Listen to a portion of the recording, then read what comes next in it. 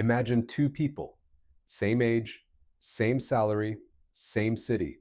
10 years from now, one of them will wake up on a Tuesday morning, make coffee, and have absolutely nowhere to be. The other will be setting 3 alarms. The difference isn't luck, it isn't inheritance. It's a series of stages, each one unlocking a little more freedom than the last. And most people don't even know the stages exist. This is what your financial life actually looks like, from the moment debt is crushing you, all the way to the point where money is simply no longer a problem you have to think about. Let's start at the bottom, not because it's comfortable, but because most of us have been there. Debt is the opposite of freedom. When you owe money at high interest, every dollar you earn is already spoken for before it hits your bank account. In 2024, the average credit card interest rate climbed to 21.76%, the highest in modern history. That means carrying a $10,000 balance costs you over $2,000 a year just to stand still. Student loan debt in America now exceeds $1.74 trillion, held by 43 million borrowers. For millions of people, the first decade of adult financial life is simply a war of attrition against numbers that grow faster than they can pay them down. So, what does life look like in the debt stage? Tight. You're making minimum payments on some accounts while trying to avalanche the highest interest debt first. The avalanche method just means throwing every spare dollar at your most expensive debt while paying minimums on everything else. It's the mathematically optimal way out. Paying off a 21% interest debt is the equivalent of earning a guaranteed 21% return on your money.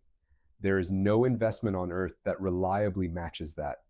Getting out of debt isn't just clearing a burden, it's the highest return financial move most people will ever make. Once the high interest debt is gone, something shifts. Not dramatically, but you feel it. There's a small exhale. And that exhale takes you straight to the next stage. The emergency fund. 28% of Americans have zero emergency savings. None. And 57% cannot cover a single $1,000 emergency from savings alone. That means a broken transmission or a surprise medical bill doesn't just inconvenience them, it sends them back into debt, sometimes for years. The emergency fund is the foundation that makes every other financial stage possible. The standard recommendation is 3 to 6 months of living expenses, kept in cash or a high-yield savings account, liquid, boring, and completely unglamorous. It's not an investment. It's a firewall between you and catastrophe. Life at this stage looks like building that wall, brick by brick. You're not investing aggressively yet. You're stacking cash with singular focus until you hit that number. It feels slow, like nothing exciting is happening. But what you're actually doing is buying yourself the right to take risks later. When that emergency fund is fully funded, you've just completed the 2 foundational stages. Debt gone. Buffer built. You now have something most Americans never fully achieve, a stable platform to stand on. Now things get interesting. FIRE is one of the most underrated ideas in personal finance and one of the most misunderstood. The name sounds passive, almost accidental, but it represents a genuinely remarkable milestone. Compound interest means your money earns returns, and then those returns earn returns exponentially over time.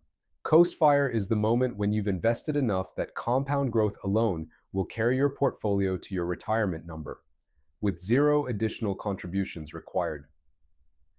You can stop adding entirely, and math will do the rest. Think about what that means for a 25-year-old. If they need $1 million at 65 and assume a 7% real annual return, they only need about $172,000 invested today.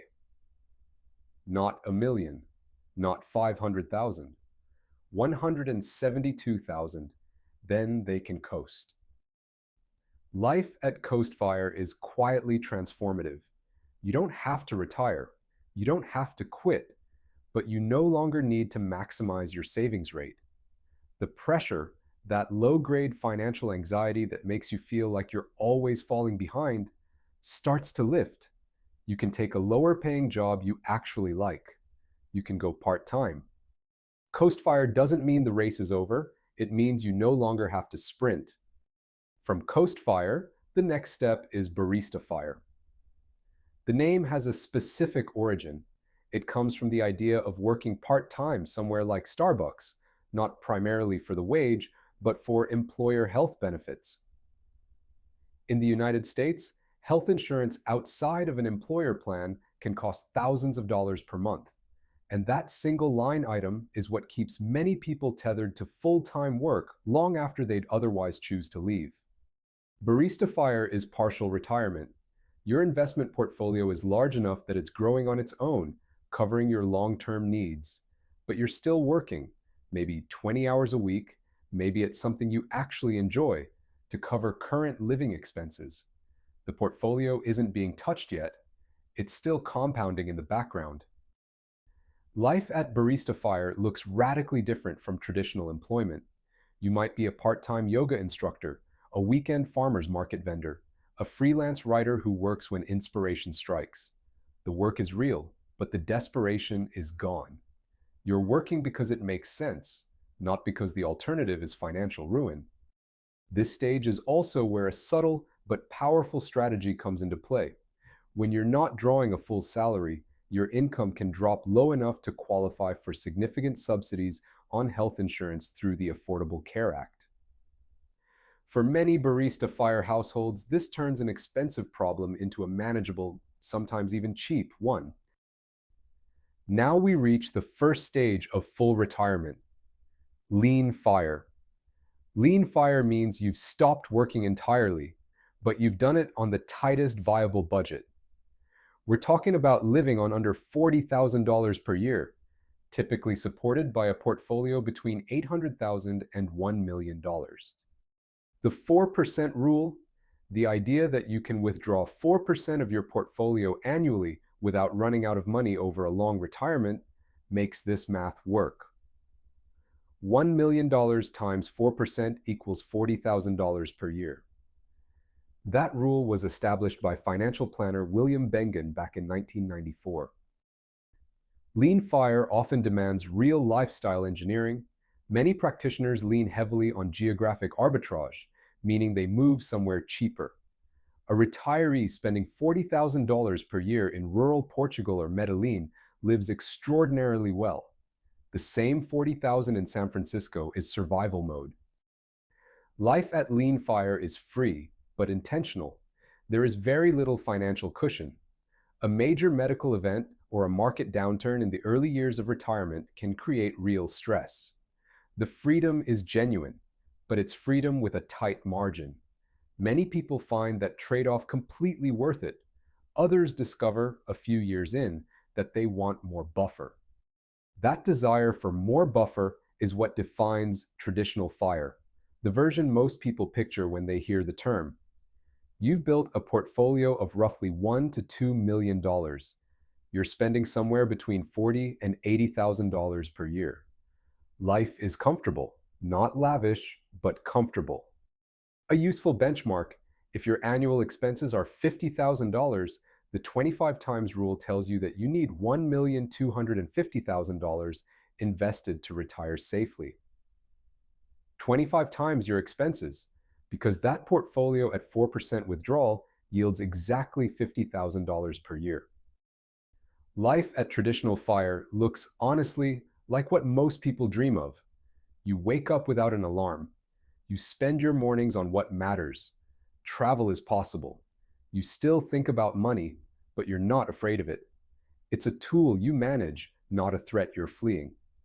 The jump from traditional FIRE to fat FIRE is significant, and it's not just financial, it's psychological. Fat FIRE means retiring on $100,000 per year or more. To support that, using the same 4% logic, you need a portfolio of at least $2.5 million, and more comfortably, $3 to $5 million. The math is the same, but the life it enables is categorically different. At Fat FIRE, You don't think about costs much. You fly when you want to fly. You live in the neighborhood you actually want to live in. Charitable giving becomes part of your life naturally, not aspirationally. The decisions that once felt fraught, should we renovate the kitchen? Should we take the kids to Europe? Just aren't fraught anymore. But there's a real danger at FIRE that nobody talks about enough. Sequence of returns risk means that if the market crashes in the first few years of retirement, you might sell assets at low prices to cover expenses, permanently shrinking the base that future growth compounds on. A 3% withdrawal rate provides real protection at this level. The safety margin matters more, not less, as the numbers grow. Chubby FIRE sits in a particularly interesting sweet spot. The spending target is roughly $80,000 to $150,000 per year, supported by $2 to $5 million in assets. A household spending $120,000 annually needs approximately $3 million invested. Plus, life at Chubby FIRE is genuinely comfortable by any objective standard. Nice home in a city you love, regular international travel, kids in whatever activities they want, dinner at good restaurants without checking the right side of the menu first. The financial anxiety that colored every decision in earlier stages has simply evaporated. And then there's Obese FIRE. And yes, the FIRE community came up with that name themselves, so we're keeping it. We're talking about $10 million, $20 million, $50 million or more in invested assets. At this level, the 4% rule almost becomes irrelevant. Your portfolio grows faster than you can reasonably spend it. Life at Obese FIRE looks like complete optionality. You buy experiences, not things. You fund causes. The question isn't whether you'll run out of money, it's what you do with the surplus. And the quiet irony is that many people at this level report that the accumulation phase was more engaging than the spending phase.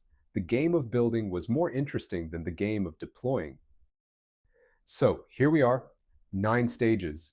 From the quiet desperation of high-interest debt all the way to the strange and rarefied problem of having more money than you can meaningfully spend. But here's the thing about these stages, the thing that matters more than any specific number. Think back to those 2 people we started with. Same salary, same city, same starting line. The one who ends up with Tuesdays that belong to them didn't get there by being smarter or luckier. Every stage you reach removes one specific fear. Debt stage removes the fear of the minimum payment. The emergency fund removes the fear of the unexpected. Coast-FIRE removes the fear of falling behind. And every stage after that removes a little more, until one day the fears have simply run out. The person waking up on that Tuesday morning with nowhere to be didn't arrive there by accident.